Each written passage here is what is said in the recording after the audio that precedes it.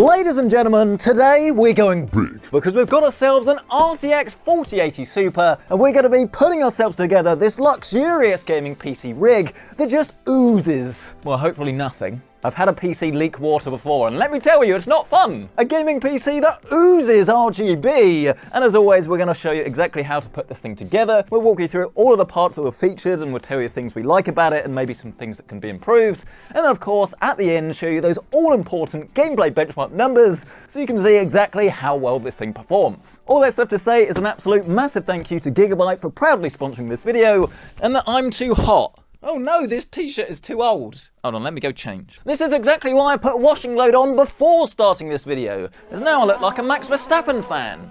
Max Verstappen. Can someone else just please win for once?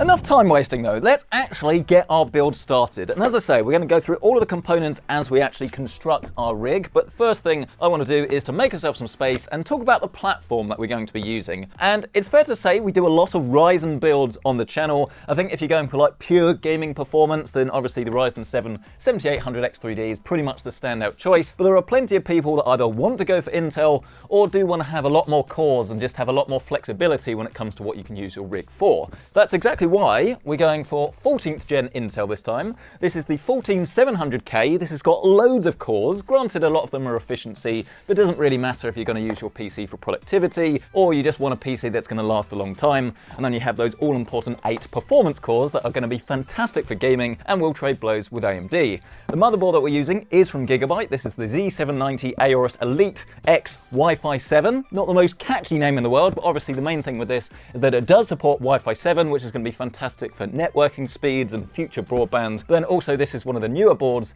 so it does support 14th gen right out of the box without the need for a BIOS update. Obviously it should come as no surprise it's a black motherboard for an all black build, but this isn't going to be the most expensive motherboard in the world, but it's pretty much got all of the features really that you're going to want. I mean, you can save yourself a fair bit of money if you do go for a B series motherboard, but it's not like a crazy amount of money. Like I think with this one it's around about £50, maybe 60, but then you won't be able to overclock the CPU. You can still overclock the memory on a B series motherboard, but generally speaking you get less bandwidth and less features, so it depends what you need really. Just for like a gaming PC to function properly, go for B, but if you want like some extra luxurious features, then obviously Z is the way to go. This one, as we've said, does actually have Wi-Fi 7, very good cooling for all of the VRMs, good support for M.2, and then there is plenty of I/O on the back as well. This actually supports 2.5 gig Ethernet that I'm telling you is going to become very important very quickly as internet broadband speeds are now surpassing a gigabit per second, and you will need this in order to get it to function properly. So hopefully now we're all on the same page and we can proceed to actually get this thing built. Grab your CPU out of the box. Do be careful with it. It's not like, I don't know, I don't think it's very easy to break these days, but like don't go dropping them on the floor because it's just not a particularly good idea. But something that is very easy to break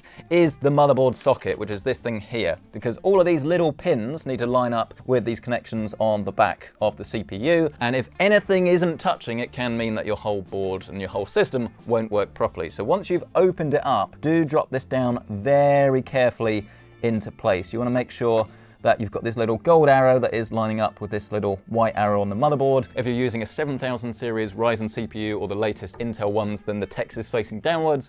But if you're using an older like B450 motherboard or something like that with Ryzen, then the Ryzen text faces that way rather annoyingly. That's one of the things I'm glad that they have actually rectified in this generation. But just gently place this down. You'll see that plastic cover will pop off, and then you can just put that lever back into place. And this will feel a little bit weird because it's kind of spongy and does have a fair bit of resistance. That's normal. Once you've done that, you're going to want to proceed on to our next step, which is our memory or our RAM. And most people will want to go for 32 gigabytes of the stuff really, 6000 megahertz or higher. It tends to like vary a bit on pricing, but these days 6000 is pretty much the sweet spot. This is a kit from KLEVV. They've sent this out, haven't actually used this before. It's their CRAS 5 RGB. And I believe that this is actually running at 6400 megatransfers a second. Oh, and I'll tell you what, actually, this is a pretty good looking kit of memory. Most of them, I don't know, they sometimes come across as a little bit plasticky or a little bit too blingy, but this has the RGB, but also looks a little bit more luxurious. If you haven't already, open up slots 2 and slots 4 just by moving these little notches down. Then you want to line up the notch on the RAM with the notch on the motherboard, and you just gently lower this down into position, and then give it a good push home till it clicks, making sure to do the same with the other stick. Then you're going to want to grab your SSD. Hopefully hold on to it better than me, so you won't be filming for dramatic effects. And we've gone pretty big with this one, like quite literally. This is a 4TB drive from Lexar. It is their NM790. Now this one does actually come with a heatsink, so you can put this in like a PlayStation 5 or something if you want. But it's all going to come down to pricing. Usually I would go for the one that doesn't have a heatsink and use the one that's actually baked in to your motherboard. But if there's a particularly good deal on one that comes with a heatsink, there's not really any harm with going with that and just using it straight out of the box. Or you could take this apart in theory and like just use it with the one that comes with it. But there's a risk of damaging your SSD, so don't usually advise that. It's actually a little bit of a shame because this Gigabyte motherboard has a completely toolless installation mechanism, so it would have been good to use that. And I definitely have made life a bit more difficult for myself because this is obviously going to be a bit thicker. No, actually we're okay. There you go. That literally will slot in there like that. Secure down with this little pin. And then, for the most part, I think your motherboard is actually pretty much ready to go. Obviously at this stage we'll need to start thinking about like some CPU cooling. Here we have an all-in-one, so I'm going to attach the mechanism to this now. But obviously if you were going for an air cooler, it's going to be far easier to actually get all of this installed now while it's outside of your chassis and then place the whole thing in, well, as a whole, rather than trying to like muck about and install your cooler once it's in there. This is coming from someone that their first gaming PC, they did this and it was a nightmare. But as I say, we're going for an all-in-one liquid cooler here today. This is a brand new one actually, I believe, from Gigabyte. They've just sent this out. Currently costs around about £100, which for a 360 radiator is very good. We've got loads of RGB. This is their WATERFORCE 2 360. And I've got to be honest, the main weakness with going for an Intel system is that they do actually consume a lot of power, and obviously that means they generate a lot of heat, which has to be dissipated into your room, which is going to be annoying in the summer, but more importantly really it means you're going to need a good cooling solution to actually be able to handle all of that and get the performance out of this, especially if you are going to overclock your chip. So a 360 radiator is pretty much the way most people want to go, and this is one of the best value ways of doing that. The thing that I'm actually looking for now though is the mounting mechanism, which is this little square plastic thing, as this is what's going to allow the CPU block head to actually attach to the motherboard and not come off. And it's very straightforward because you just need to grab this straight out of the box, line this up with the holes on the back of the motherboard. Once you've got that into position, just gently slide the whole thing back onto the box. The reason being, if you just place it down, I guarantee everything will become misaligned. You're looking for these silver holes to actually come through like this. Then you want to grab your screws, and it does come with ones for older Intel motherboards or the newer ones. They're different colors. The black ones are the ones you want, the ones that say LGA 1700. These will now screw into those holes. Then just to demonstrate, you'll grab this Intel plate out of your bag.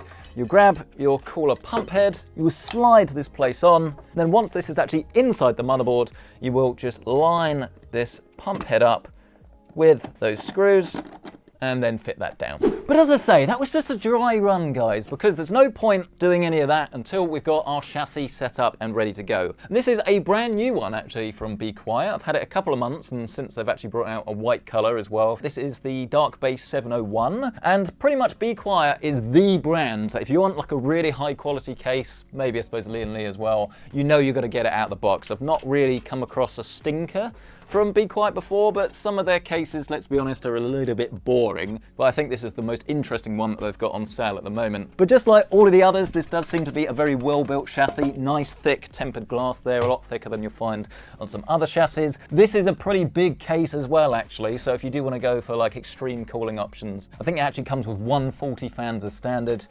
You've got one at the back, one at the top, one at the front, but obviously you can customize this however you want. The high quality fans as well, Silent Wings 4, please do not throw these away. These things are the real deal. Nice and quiet, loads of performance. To be fair though, I'm almost glad we've got a case that bucks a lot of the other trends as a bit more traditional. Obviously plenty of mesh on the front and on the top. You do also have one USB Type-C, two USB-A's, and then you can control the RGB that's throughout your case as well, depending on how you've got it configured, including these two little RGB vanes in the front that I think always looks nice and good and pretty timeless. And if you do want to do some really like thick push-pull configurations, it's on the front of this as well, then you can take this piece out here as well, and then you've got loads more room. So yes, this should be like a water cooler's dream if you're after something that's quite traditional. Of course, the next stage of your PC build is going to be to lay your PC case nice and flat. Top tip, by the way, make sure you build your PC under a light, as it's very easy to see inside, especially when it's dark and this black case, it can get difficult to sort of keep track of everything. But you just drop this in, you line up the back with this like big hole that you've got. If you're using a really cheap motherboard, you will have to add an IO shield, but most boards these days have that good to go. So you will also need to grab your accessories box, as this is what contains all of the screws. There are different screws for different things, but generally speaking, most people only need two, which are the screws for the motherboard and then the screws for the power supply. So just grab your screws and get this down nice and tight. In order to get our case ready for the rest of the components, they're not captive, that's annoying. We do need to remove our top piece panel and then take this fan out at the top so we can put our 360 rad up here. Obviously remember to unplug it from the back as well, and then this should just come off nice and easily like that. Then we can loosen the screws on the front fan, lower this down a bit, then we can of course replace that top fan and then put it at the front. Then of course we need to start plugging in all of those cables, and this fan is a good place to start as we've just got this connected. We'll follow the route of the lower one and then get this connected just here. We'll then need to grab this little bundle of joy. And in terms of cable management, there's not necessarily like a right or wrong way to do it, but generally speaking, you want to make sure you have like a small amount of cable visible on the other side, and most of it is sort of channeled through, well, one of these built-in channels. So the cable is all visible from this side, but not from the other. So what I'm going to do is feed all of the cables through to near their respective homes, and then you can start plugging them in. So again, USB 3 is just here. Below that is your USB Type-C. Front panel is at the bottom right. Fan connection is at the bottom. Addressable RGB. And then last but certainly not least, we've got our HD audio.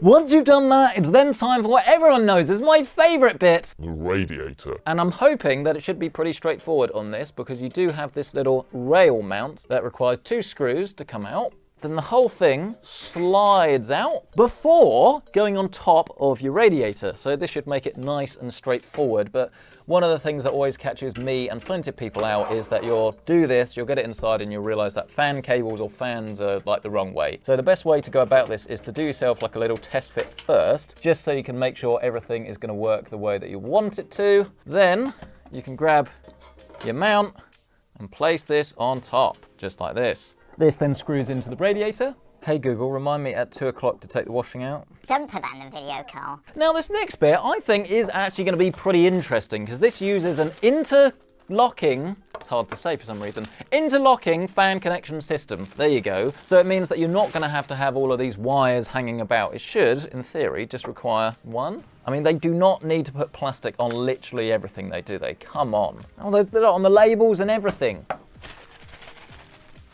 Bad for the planet. But this should then be the moment of truth. Line it up and slide it into position. Yes, good, nice and sturdy, happy with that. You will also want to make sure, of course, that your fans are blowing the right way. So you want to make sure that the labels are facing up if you're using this as an exhaust. So this cap, look, will go on the end of one of these fans.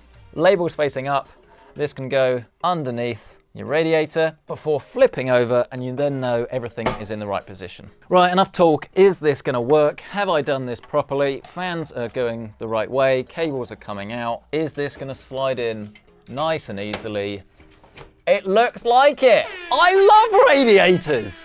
Let's place this down one more time though, so we can get the pump head fitted. We will of course need some thermal compound to actually allow the heat transfer between these two components. But either way, let's grab our pump head, look, tubes at the bottom if you can, then lay that over those screws. Grab your nuts tightly. I said tightly, that was loosely. Then place them on top of your 4 pegs, grab your screwdriver and then gently finish them off with the screwdriver. Oh, Mark. It was all going so well. And I'll tell you what, it's pure chaos as well, because my radiator love is running out quickly. But this one is on me, because I accidentally used the Intel X299 little standoffs rather than the 1700 ones. So that's wrong as well, but I realized when the nuts weren't going on properly. But at least I'm honest, that was my fault. It won't happen to you, because you're not so stupid. Just make sure you use the ribbed standoffs rather than the smooth ones. So mistakes rectified, let's try it for round 2. Yeah, there we go, look. That's better. You will of course also need to plug in all of those cables, and we do get this little splitter down the bottom here for our ARGB. So I'll plug this in first. We have ARGB coming out of both the pump and the fans. Then we can plug this in at the top. There's no chance you're going to be able to see this, so I'll get Editor Carl to overlay the footage from earlier. Next to that, we've also got our pump connection, this little black one. And then the actual fans for our radiator will connect next to that and that little grey CPU fan connection. And with that, I'm very pleased to say that actually all of the hard work is now done, and you can get on with the most satisfying part of any gaming PC, because obviously this is the bit that really drives gaming home, the graphics card. And this is a pretty big one, like literally and in terms of like scope and stuff. Okay, this is the 4080 Super, and what essentially has been done with the 4080 is to give it slightly faster memory, I believe, but lower down the asking price while offering the same level of performance, really. This exact SKU is, of course, from Gigabyte. It is the Gaming OC, and I love the fact that you've got plenty of airflow. And I also think it's a very good-looking GPU, which, let's be honest, if you're spending this much money on a gaming PC, you really do want something to be proud of. And I think that the Gaming OC version that we have here does do a very good job of sort of getting better priced performance in, let's be honest, a category that is never going to give you the best value for money. It's just going to give you killer gaming performance. Let's take out the slot covers on slots 2 and 3. We'll give it a little spin so you can see and cherish this moment. Wow, okay. But let's not worry about that. Please don't drop your graphics cards, you'd be really sad. Just line this up with the slot. It seems to perfectly match this motherboard as well, and even the SSD above it, which is pretty cool. I would say I planned that out, but I'll be honest, I didn't. Give it a screw down. And then once that's in position, there's only one more component to go. And we've gone pretty much overkill. If you want to shave almost like £100 or dollars off the cost of this rig, then you can go for a cheaper power supply. We haven't used this in a while. It comes with a PCI Gen 5 or ATX 3 power connection. It's Be Quiet, it ties in with the theme. This is the Dark Power 13. This is actually a This is a titanium rated power supply. 850 watts, it's more than we need for this. It does give you a little bit of upgrade. That's a new word. Upgradability room as well. But to be honest, if I was building this myself, I'd probably look for like a slightly less efficient power supply that was 1000 watts, as that would be even more future-proof, if you like. But this is a very high quality power supply. It can still do 600 watts over PCI Gen 5, so no one's really going to need more than this, and you're not paying like the super crazy money for like the 1200 or 1000 watt versions of this that most people would never use. Regardless of your price point or budget, unless you're sort of trying to save literally every penny, I would highly advise that you do go for a modular power supply. This means that all of the cables are separate, so you don't have to use the ones that you don't need in your rig, so it'll make everything a lot cleaner, but it does add a little bit more cost.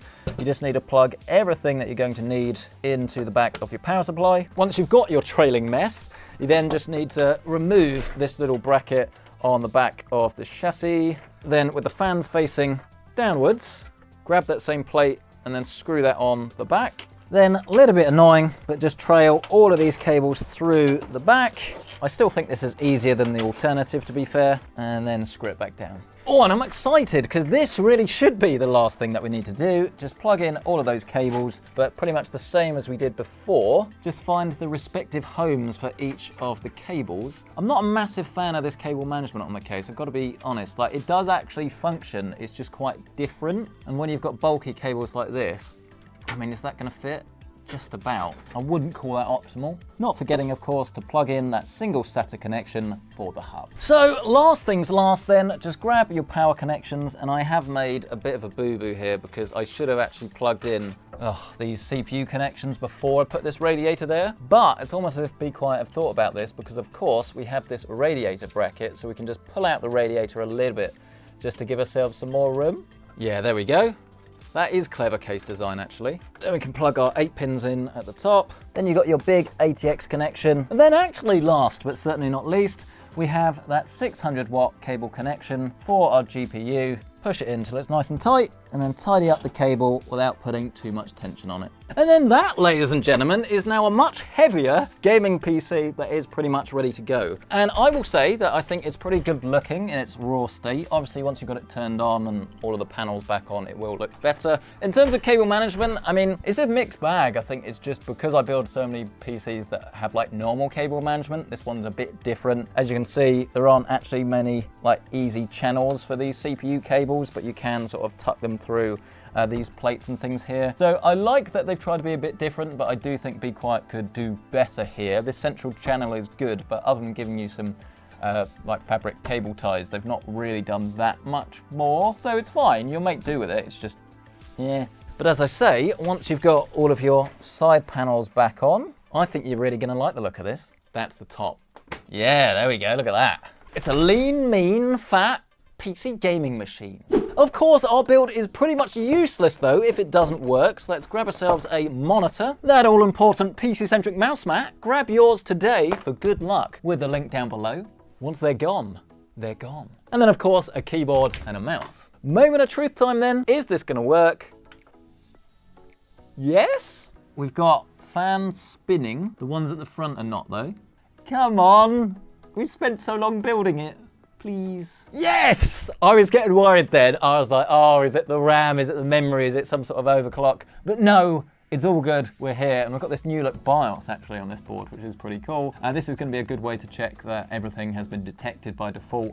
You want to make sure that your CPU temps aren't climbing, because if your cooler's not on properly, then this will be really high. It's seen that our CPU is indeed a 14700K, 32 gig of RAM, and then our SSD is here, our NM790, and quite helpfully it tells us it is indeed running at PCI Gen 4 speed. You will of course also need to download a copy of Windows 11 from the website. Very easy to do so. Full video on the process is in the top right hand corner of your screen, but just grab that USB drive and then drop it in the back. Then we can go over to this thing that says Smart Fan 6 and essentially just make all of the fans run on their silent profile if that's not the way that they're already set. Make sure you turn on the support for resizable bar and then navigate to the left-hand side where it says Extreme Memory Profile and set this to XMP1 to make sure that our memory is running at its full rated speed. We then hit F10, save and exit, and as long as everything still works, so overclocking that memory like we have could cause an issue. If it does show up as an issue, then we will have to clear the CMOS, restart the PC, and either disable it or maybe update the BIOS, and hopefully that memory is supported in a future version. But assuming everything works properly, then you should be greeted with this soon-to-be lovely Windows 11 installer screen. Looks good? Yes! Rightio then everybody, we are all set up and ready to go. Not too much to report, everything seems to be working so far. I will say that the default silent profile for the CPU cooler is still a little bit aggressive for my liking. If you go and customize that so it's a bit quieter, that would be good, but obviously it's entirely up to you. As for the look of the chassis, I mean, we can do a quick peel for you actually here.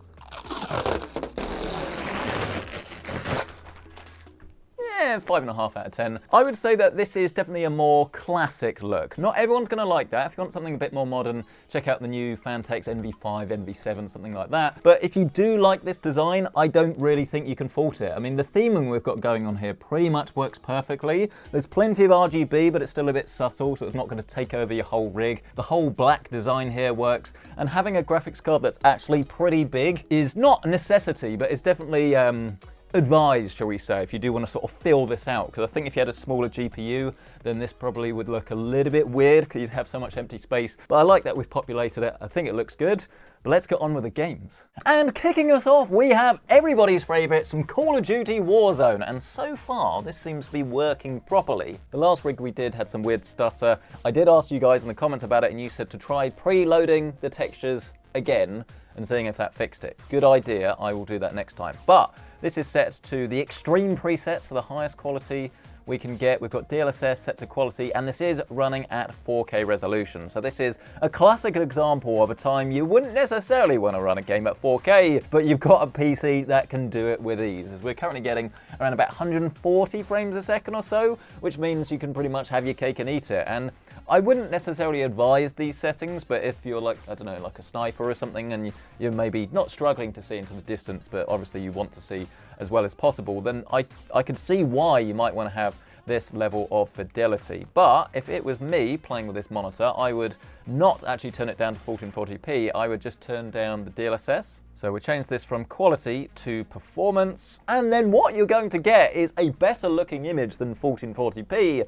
but still a higher frame rate. So now we're looking at around about 160 to 170 FPS. So this really does prove that you just don't need to use that 1440p setting, because you really can, as I say, have your cake and eat it here. This is a really nice, smooth experience, and if you were going to be playing Warzone for hours and hours, days, months, years, this would be a great way to do it. Having said that though, I know there are plenty of 1440p gamers out there looking at a 4080 Super, so I've now turned the DLSS back up to quality, but then the resolution down to 1440p. And as you can see, you will get an even higher frame rate now, actually peaking at 240 FPS there for a second, which is pretty neat.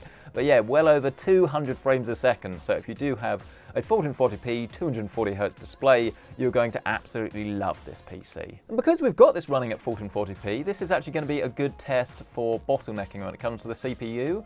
And it does seem to me as if we're handling this pretty well, actually. I mean, it's not flawless. You can see that GPU utilization does dip every now and then below the 98 that it's on now. But the fact that it doesn't do it very often is showing us that we're actually not really getting CPU bottlenecking. So either the CPU is fantastic, or the game is a little bit more optimized now, or probably a bit of both. Up next, we have what's quickly becoming one of the classics of, well, I was going to say PC gaming. Obviously, this was a console game first, but this is Spider-Man Remastered on the PC. And this is great for testing, actually, because you're able to get sky-high frame rates, even at very high settings. And what you're seeing here is 4K with DLSS, and it's a stunning looking game, it really, really is. But this is currently running without any ray tracing on at all. And obviously we can enable this by going into the settings, hit display, graphics, and then where it says ray trace reflections, we can turn this on. Obviously different games have different ray trace settings. You get reflections, you get ambient occlusion, you get shadows, or you get the real deal path tracing that tries to be as realistic as possible in games like Alan Wake 2 that we test in just a second. But this one, being just ray trace reflections, is a little bit lighter in terms of its load, but it will still decrease your FPS. We're currently getting around about 120, 130 frames a second, which is still more than anyone needs. I mean, that latency is about 23 milliseconds. So let's be honest, especially with a controller, this is the way you're going to choose to play. But because this is an NVIDIA 40 series GPU, you can also turn on their DLSS frame generation feature. Here it is, DLSS 3 frame generation, and what this does is it actually inserts an AI-generated frame between rendered frames, essentially giving you extra smoothness in your game. Now, this is not perfect technology. There is a compromise, with that one actually being that you can get a little bit extra latency. So if you have a look now, our PC latency has gone up to 40 milliseconds from 25, but as long as it's below 55 milliseconds, I don't really think anyone is going to notice in a single-player game. And it does mean that our frame rate has actually now increased, because we're looking at about 140 to 160 FPS. But to be honest with you, I don't think anyone's really going to notice this, because chances are you've not got a 4K 240Hz monitor anyway. And if you do have a 4K 120Hz screen, then obviously you don't need to use this technology. So it's great to have, especially if you're running this on a lower end GPU. But here, to be honest, you don't need it because it's already powerful enough. But let's really up the ante now with the most intense game that we have in our test. This is some Alan Wake 2. This is currently set to 4K. This is max quality. Ray tracing is disabled. DLSS, 4K, and it's set to balanced mode. And at the moment, we're getting around about 90 frames a second or so. I'd argue is actually the sweet spot really with Alan Wake. Like target between 60 and 100 frames a second, especially if you're using a controller, because you won't really notice anything above that, and you will start to notice obviously the quality differences. But if you are running this on a lower end GPU, then obviously you can turn things down a little bit. But the reason I wanted to show you this is not only because it's an awesome game that is highly recommended, but I want to do some ray trace testing on this. That's quite hard to say. Repeat it back to me. Ray trace testing, you see. So what we're going to do is turn on the frame generation technique, and then we're going to set our ray tracing to low. And then as you can see, the frame rate will actually stay roughly the same, around about 80 frames per second. However, don't go thinking this is perfect, because as we've already mentioned, my personal target for latency is 55 milliseconds or less. And we're currently above this actually at around about 72, 75. So I will say I will want to do a little bit more tuning. So what happens if we turn frame generation off? As long as we're getting around about 60, maybe 55 frames a second, I'll be happy. Well, as you can see, immediately our latency has now dropped, so it feels quite a lot more responsive actually with the mouse and keyboard. And yes, we're actually getting bang on 55 frames a second. I promise this is the first time I've filmed it. That was just my predictions, if you like. So yes, this is the way I would probably choose to play this game if I was using a controller, as now you're getting that lovely ray trace lighting, which really does work wonders in this game. It sort of brings it alive, especially in the bits of the game where you get all the neon lights. It looks fantastic, but it's nice that you do have the flexibility and the options to sort of meet your needs, really. I mean, just because this is the way I would choose to play it, doesn't mean that you would. Maybe you want ray trace off off entirely and you want to like have higher quality DLSS, or maybe you're happy to run at a lower frame rate and turn the ray tracing up a little bit more. I mean, out of interest, what does actually happen if we max this out? Pretty much the most intense test we can do for any GPU. What does that do? It lowers our frame rate to around about 40 frames a second. So yes, I wouldn't choose to play just like this. I mean, realistically, if you are dead set on having max quality ray trace settings in every single title at 4K, then obviously you are looking at an RTX 4090. But there you go. This has been the RTX 4080 Super Gaming PC. I think that's a great place to end actually, because it does show you that this is ridiculously capable, but when it comes to the absolute best of the best settings, then that is 4090 territory. But I mean, realistically, are you that fussed about that to spend all of that extra money? I don't know. Let us know down in the comment section below. Let me know your thoughts on this rig. Do you like this sort of classic timeless look, or do you think Be Quiet need to get a little bit more modern with their cases? We'd love to hear from you. Smash the like button if you've enjoyed this. Get yourself subscribed. And as always, if you do want to check out current pricing on anything that was featured in this video, as always, you can find our affiliate links listed down below. But thank you so much for watching. We'll catch you in the next one.